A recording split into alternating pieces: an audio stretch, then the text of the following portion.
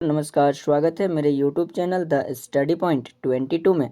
दोस्तों, आज हम लेके आए हैं हिंदी कहानी की एक जिस कहानी का नाम है दोस्तों कफन। और इस कहानी के लेखक हैं मुंशी प्रेमचंद। दोस्तों, इस कहानी के जो लेखक हैं वो कौन है? मुंशी प्रेमचंद। दोस्तों, हम लोग मुंशी प्रेमचंद की बहुत सारी कहानियाँ, बहुत सारी उपन्यास पढ़ चुके हैं। मुंशी प्रेमचंद जितने भी कहानियाँ लिखी है, जितने भी उपन्यास लिखी है, कहीं ना कहीं ये हमारे आंखों से आंसू निकालने वाली कहानी है। ठीक है दोस्तों, इस वीडियो को मैंने 3 भागों में बनाया है। ये वीडियो जो है कि इस कहानी का पहला भाग है, क्योंकि इस कहानी को एक ही वीडियो में बताना शायद मेरे लिए संभव नहीं था। और दोस्तों, अगर मैं एक ही वीडियो में बताने का प्रयास करता तो आप लोग देखना पसंद नहीं करते, क्योंकि वीडियो बहुत लंबी हो जाती। और मैं आए दिन देख रहा हूँ कि आप लोग लंबी वीडियो को पसंद नहीं कर रहे हो। इसीलिए मैंने आप लोगों की सुविधा के लिए और आप लोगों की पसंद को ध्यान में रखते हुए मैंने ये वीडियो छोटी बनाई है।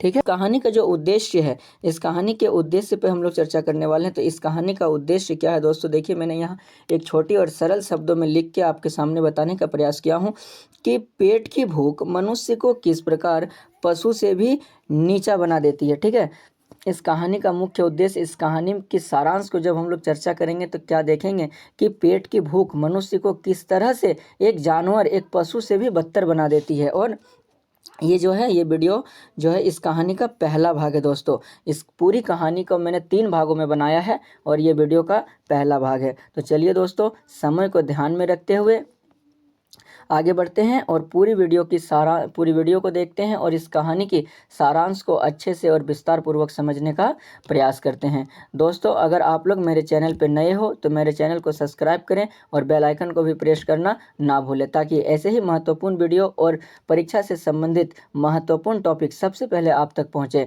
तो चलिए दोस्तों, बने रहें मेरे साथ और इस पूरी सारांश को विस्तार पूर्वक चर्चा करते हैं। आइए अब तो चलिए दोस्तों, समय को ध्यान में रखते हुए अब इस कहानी के सारांश पर चर्चा करते हैं। दोस्तों, इस कहानी में जो है ना 3 पात्र हैं। ठीक है, मैंने यहाँ पे बताना भूल गया आपको कि ये 3 पात्र हैं। एक पात्र है घीसू, जो पिता के पात्र में है, एक है माधव जो पुत्र के पात्र में है, और एक है बुधिया जो कि पत्नी के पात्र में है। तो चलिए दोस्तों, और यहाँ पर विस्तार पूर्वक हम लोग सारांश को समझते हैं। झोपड़े के द्वार पर बाप और बेटा दोनों एक बुझे हुए अलाव के सामने चुपचाप बैठे हुए और अंदर बेटे की जवान बीवी बुधिया प्रसव वेदना में पछाड़ खा रही थी। रह रहकर उसके मुंह से ऐसी दिल हिला देने वाली आवाज़ निकलती थी कि दोनों कलेजा थाम लेते थे। ठीक है दोस्तों, क्या है कि अंदर झोपड़ी में जो है कि माधव की पत्नी बुधिया थी और वो रह रहकर मानो ऐसी आवाज़ दे रही थी, इतना दुख भरी वेदना से आवाज़ दे रही थी, मानो वो आवाज़ सुनकर कहीं ना कहीं दिल हिल जा रहा था वो आवाज़ सुनकर। ठीक है, घीसू ने कहा, मालूम होता है बचेगी नहीं, सारा दिन दौड़ते हो गया, जा देख तो आ। घीसू जो माधव के पिता हैं, उन्होंने क्या कहा कि जाओ देखो कहीं वो मर तो नहीं गई। माधव चिढ़कर बोला, मरना ही है तो जल्दी मर क्यों नहीं जाती, देखकर क्या करूं। ठीक है, जब इनके पिता घीसू ने इनसे कहा कि जाओ देख कर आओ कहीं मर तो नहीं गया, तो माधव ने क्या कहा कि जब मरना ही है तो जल्दी मरो, जब मरना ही है तो जल्दी मरो, मर क्यों नहीं जाती हो, तू बड़ा बेदर्द है बे, साल भर जिसके साथ सुख चैन से रहा उसी के साथ इतनी बेवफाई। ठीक है, माधव के पिता ने फिर माधव को देखो क्या कहा, देखिए क्या बोल रहे हैं कि तू इतना बेदर्द कैसे हो सकता है, साल भर जिसके साथ सुख चैन से रहता है आज उसके लिए इतनी बेवफाई, तो मुझसे तो उसका तड़पना और हाथ पांव पटकना नहीं देखा जाता। तो माधव क्या जवाब दे रहे हैं कि अब मैं इसे क्या करूं, इनका ये तड़पना, इनका ये हाथ पांव पटकना मुझसे नहीं देखा जाता है। ठीक है, आगे बढ़ते हैं। चमारों का कनुबा था और सारे गाँव में बदनाम। घीसू एक दिन काम करता तो 3 दिन आराम करता था। दोस्तों, घीसू और माधव ये जो दोनों बाप और बेटे थे ना, एक नंबर के कहते हैं ना कामचोर थे और ये पूरे गांव में बदनाम थे। ठीक है, कोई इन्हें काम पर भी नहीं लगाता। क्यों? क्योंकि दिन भर की तिहाड़ी में ये थोड़े से काम करते थे, 1 घंटा काम करते थे तो 3 घंटा इधर उधर बहस करने लगते थे, घूमने फिरने लगते थे। तो इनकी इसी हरकतों के कारण इन्हें कोई काम पर भी नहीं रखता था। माधव इतना काम चोर था कि आधे घंटा काम करता तो घंटों भर चीलम पीता। और माधव भी वही हाल था कि 1 घंटा अगर किसी के घर में मान लीजिए इसको कोई काम पे लगाता भी था तो 1 घंटा काम करता था तो 2 घंटा इधर उधर घूमने में लगा जाता था, चीलम पीने में लग जाता था। ठीक है, इसलिए उन्हें कोई कहीं मजदूरी नहीं मिलती थी। घर में मुट्ठी भर अनाज मौजूद हो तो उनके लिए काम करने की कसम थी। ठीक है, और ये लोग क्या थे कि अगर घर में थोड़ी सी भी खाने के लिए कुछ मौजूद हो तो बिल्कुल काम करने नहीं जाते थे, मानो कसम खा लिए हो कि हमें काम करना ही नहीं है। जब 2-4 फाके हो जाते तो घीसू पेड़ पर चढ़कर लकड़ियां तोड़ लाता और माधव बाजार से बेच लाते। और जब क्या था दोस्तों कि जब इनके घरों में खाना बिल्कुल ख़त्म हो जाता था तो पेड़ों से लकड़ियाँ तोड़ते थे और बाजार में बेचते थे। जब तक वह पैसा रहते दोनों इधर उधर मारे फिरते, गाँव में काम की कमी ना थी। ठीक है, और जब तक इनके हाथ में पैसा रहता था और ये लोग कभी भी इधर उधर की कोई काम और नहीं करता था, और जब तक पैसा रहता था इधर उधर घूमना फिरना यही सब करते रहते थे। और गांव में कोई काम की कमी नहीं थी, किसानों का गांव था, मेहनती आदमी के लिए 50 काम थे। ठीक है, और ये किसानों का गांव था और मेहनत करके काम करने वाले, मेहनत करके अपना रोजी रोटी चलाने वालों के लिए काम की कमी नहीं होती है। ठीक है, मगर इन दोनों को उसी वक्त बुलाते जब 2 आदमियों से एक काम पाकर भी संतोष कर लेने के सिवा और कोई चारा ना होता। अगर दोनों साधु होते तो उन्हें संतोष और धैर्य के लिए संयम और नियम की बिल्कुल ज़रूरत ना होती। यह तो इनकी प्रकृति थी, विचित्र जीवन था इनका। घर में मिट्टी के 2-4 बर्तन के सिवा कोई संपत्ति नहीं। और दोस्तों ये लोग इतने कंगाल और इतने गरीब थे कि इनके घर में अपने कहते हैं कि 2-4 बर्तन थे मिट्टी के और इसके अलावा और कुछ नहीं। फटे चितड़े से अपनी नंगता को ढके हुए जिए जाते थे और मतलब कहते हैं कि फटे चीटे कपड़े से अपनी इज्जत को किसी तरह से ढकते थे। संसार की चिंताओं से मुक्त, कर्ज से लदे हुए, गलियां भी खाते, मार भी खाते, मगर कोई गम नहीं था। और दोस्तों इतने बेशरम हो गए थे ये दोनों कि लोगों से मार खाते, गाली सुनते, लेकिन फिर भी इन्हें कोई फर्क नहीं पड़ता। दिन इतने की वसूली की बिल्कुल आशा न रहने पर भी लोग इन्हें कुछ न कुछ कर्जा दे ही देते थे। ठीक है, और इतने गरीब थे, दिन का अर्थ होता है दोस्तों गरीब। ठीक है, और ये इतने गरीब थे कि देने वाले को भी पूरी तरह से जानकारी है कि ये कभी भी पैसा वाला नहीं है, इनको जो भी कर्ज में दे रहा हूँ ये कभी मुझे लौटा कर नहीं देंगे, लेकिन फिर भी कुछ ना कुछ दे ही दे रहे थे। इनकी जो हालत थी, इनकी जो आर्थिक स्थिति थी ना, वो देखकर लोग दे दे रहे थे। आलू की फसल में दूसरे की खेतों से मटर या आलू उखाड़ लाते, पर भून भून कर खा लेते या 10-5 उखाड़ लेते और रात को चूसते। घीसू ने इसी आकाशवृत्ति से 60 साल की उम्र काट दी और माधव भी सपूत बेटे की तरह बाफी के पद चिन्हों पर चल रहा था। और क्या है दोस्तों, घीसू इसी तरह से घिसी पिटी जिंदगी के साथ 60 साल बिता चुका था और उनका बेटा भी उसी के एकदम पद चिन्हों, कहते हैं ना कि एकदम बाप की तरह बेटा निकला, उसी तरह से उसी के पद चिन्हों, उन्हीं के दिखाए रास्तों पर चल रहा था। यानी कि वो मानिए वो अगर थोड़ा सा आलसी था तो ये उससे 10 गुना ज़्यादा आलसी। ठीक है, अभी दोनों के अलाव के सामने बैठकर आलू भून रहे थे जो कि किसी खेत से खोद लाए थे। घीसू का स्त्री तो बहुत दिन हुए देहांत हो गया था, माधव का विवाह पिछले साल ही हुआ था। क्या है दोस्तों कि घीसू की जो पत्नी थी यानी कि माधव की जो अम्मा थी वो बहुत दिन पहले ही उनका देहांत हो चुका था और माधव का शादी बस पिछले साल ही हुआ था। जब से ये औरत आई थी उसने ये खानदान में व्यवस्था की नींव डाली थी और इन दोनों बेगरतों को दोजक भरती रहती थी। जब से वो आई ये दोनों और भी आराम मतलब हो गए थे। ठीक है, और जब ये आई तो ये आकर इस घर को थोड़े से संभालने और घर को थोड़े से आर्थिक स्थिति मजबूत करने के मन में ठानी, लेकिन इनसे कुछ ना हुआ तो निव्याज भाव से दुगनी मजदूरी मांगते वही औरत आज प्रसव वेदना से मर रही थी और ये दोनों इसी इंतजार में थे कि वो मर जाए। और ये औरत जो माधव की पत्नी थी बुधनी, जो अब दर्द के मारे मानो कि अब न तब उनकी जान जाने वाली है और ये दोनों दरवाजे पर बैठ के उनके मरने का इंतजार कर रहे हैं। आराम से सोए घीसू, इंतजार कि वो मर जाए तो आराम से सोए। देखिए दोस्तों मतलब किस प्रकार के व्यक्ति थे ये दोनों कि ये लोग इंतजार कर रहे हैं कि वो अगर जल्दी मर जाए तो अब हम लोग आराम से सोएंगे। घीसू ने आलू निकाल कर छीलते हुए कहा, जाकर देख तो क्या दशा है उसकी, चुड़ैल का विषाद होगा और क्या, यहाँ तो ओझा भी 1 रुपया मांगता है। क्या बोल रहा है कि ये इसके ऊपर में चुड़ैल आ गई होगी। तो फिर क्या बोल रहा है कि यहाँ पर तो ओझा भी 1 रुपया मांगता है। माधव को भय था कि वह कोठरी में गया तो घीसू आलूओं का बड़ा भाग साफ कर देगा। बोला मुझे वहाँ जाते डर लगता। देखिए दोनों बाप बेटों में कि एक दूसरे पे विश्वास भी नहीं है। माधव को लग रहा है कि मैं अगर अंदर जाऊँगा तो मेरे पिताजी घीसू जो है वो सारे आलू ख़त्म कर देंगे।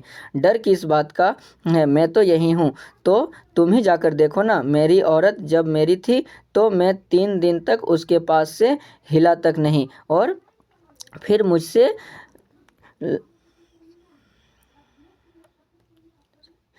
मुझसे लजाएगी कि नहीं। जिसका कभी मुंह नहीं देखा आज उसका उघड़ा हुआ बदन देखूं। उसे तन की सुधा भी तो ना होगी, मुझे देख लेगी तो खुलकर हाथ पांव भी ना पटक सकेगी। ठीक है, देखिए घीसू क्या बोल रहा है कि तुम ही जाके देखो। माधव जब मना किया जाने के लिए तो घीसू क्या बोल रहे कि मैं जाके कैसे देखूंगा, जिसकी शक्ल मैंने कभी नहीं देखी उसे मैं इस अवस्था में कैसे देखूंगा, तुम ही जाके देखो। मैं सोचता हूँ कि कोई बाल बच्चा हुआ तो क्या होगा। सौंठ गुड़ तेल कुछ भी तो नहीं है। ठीक है, और ये देखिए दोनों आपस में क्या चर्चा कर रहे हैं कि कहीं कोई बच्चा होने वाला है तो फिर कैसे संभालेंगे। ठीक है, सब कुछ आ जाएगा, भगवान दे दे तो। जो लोग अभी 1 पैसा नहीं दे रहे हैं वही कल बुलाकर रुपया देंगे। मेरे 9 लड़के हुए घर में कभी कुछ ना था, मगर भगवान ने किसी न किसी तरह बेड़ा पार ही लगा दिया। देखिए तो अब ये यहाँ क्या बोला जा रहा है कि मेरे तो 9 बेटे हुए, ठीक है, और मेरे पास कुछ नहीं था, लेकिन भगवान कहीं से न कहीं से मुझे दे ही दे रहे थे और इनका बेड़ा पार हो ही जा रहा था। जिस समाज में रात दिन मेहनत करने वालों की हालत उनकी हालत से कुछ बहुत अच्छी ना थी, और किसानों के मुकाबले में वे लोग जो किसानों की दुर्बलताओं से लाभ उठाना जानते थे कहीं ज़्यादा संपन्न थे। वह इस तरह की मनोवृत्ति का पैदा हो जाना कोई आश्चर्य की बात नहीं थी। हम तो कहेंगे घीसू किसानों से कहीं ज़्यादा विचारवान था, और किसानों के विचार शून्य समूह में शामिल होने के बदले बैठकबाजों की कुश्तिका मंडली में जा मिला था। हाँ, उसमें यह शक्ति ना थे कि बैठकबाजों के नियम और नीति का पालन करता। इसलिए जहां उसकी मंडली के और लोग गांव के सरगना और मुखिया बने हुए थे, उस पर सारा गांव उंगली उठाता था। फिर भी उसे ये तस्कीन तो थी कि अगर वह फटेहाल है तो कम से कम उसे किसानों से तो तोड़ मेहनत तो नहीं करनी पड़ती। और दोस्तों इन्होंने क्या देखा कि जो किसान वर्ग के लोग थे इतनी ज़्यादा मेहनत करता था, और इनसे थोड़ी सी आर्थिक स्थिति उनकी ठीक थी, इसीलिए ये कि एकदम काम करना इनको बिल्कुल ही छोड़ दिए कि जब ये लोग इतने काम करके इनकी ये हालत है, और इनसे जब हम लोग इनसे थोड़े से नीचे हैं तो हम लोग और क्यों काम। और निहारती दूसरे लोग बेज फायदे तो नहीं उठाते। दोनों आलू निकाल कर जलाते खाने लगे। कल से कुछ नहीं खाया था, इतना सब्र ना था कि ठंडा हो जाने दे। कई बार दोनों की जबानें जल गई। छील जाने पर आलू का बाहरी हिस्सा जबान हल्क और तालू को जला देता था, और उस अंगारे को जबान हल्क और तालू को जला देता था। और अगर अंगारे का मुंह में रखने से ज़्यादा खैरियत इसी में थी कि वह अंदर पहुंच जाए। वहां उसे ठंडा करने के लिए काफ़ी सामान थे, इसलिए दोनों जल्द निगल जाते थे। हालांकि इस कोशिश में उनकी आंखों से आंसू निकल आते थे। और दोस्तों ये लोग कई दिनों से कुछ नहीं खाने के कारण क्या है कि आलू को जब इनको क्या कहते हैं गरम, मतलब कह सकते हैं कि गरम मतलब पकाते थे, और पकाने से इसे ठंडा भी नहीं होने देते थे, और एकदम गर्मा गर्म ही मुंह में अपने डाल लेते थे। घीसू को उस वक्त ठाकुर की बारात याद आई जिसमें 20 साल पहले वो गया था। उस दावत में उसे जो तृप्ति मिली थी वह उसके जीवन में एक याद रखने लायक बात थी। ठीक है, और घीसू जो माधव के पिता था उन्हें अचानक एक दावत याद आ गया जो उन्हें 20 साल पहले उन्होंने खाया था। ठाकुर की दावत थी। इन्होंने याद किया कि वहाँ पर जो आत्मा तृप्त यानी कि भरपेट जो भोजन मिला था वो इनके लिए एक याद बन गई थी। उसकी याद ताज़ा थी। बोला वह भोज नहीं भूलता। तब से फिर उसी तरह खाना और भरपेट नहीं मिला। और क्या बोल रहा है कि उस भोज के बाद और उसे इस तरह का भरपेट भोजन और कभी नहीं मिला।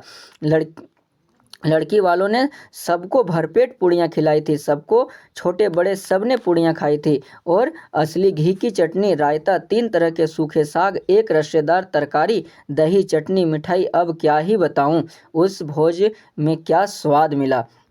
कोई रोक टोक नहीं थी। जो चीज़ चाहो मांगो, जितना चाहो खाओ। लोगों ने ऐसे खाया कि किसी से पानी ना पिया गया, मगर परोसने वाले की पत्तल में गर्म गर्म गोल सुवासित कचौड़ियाँ डाल देते। मना करते कि नहीं चाहिए, पत्तल पर हाथ रोके हुए, मगर वो कि दिए जाते हैं और सबने मुंह धो लिया तो पान इलायची भी मिली, मगर मुझे पान लेने की कहाँ सुध थी। खड़ा हुआ न जाता, झटपट जाकर अपने कम्बल पर लेट गया, ऐसा दिल दरिया हुआ ठाकुर। और इन्हें क्या याद आया कि वो ठाकुर की दावत में जहाँ पर इन्हें भरपेट भोजन मिला था, और इन्हें क्या याद आ रहा है कि उसके बाद जीवन में आज तक इतना भरपेट भोजन कभी नहीं कर पाया।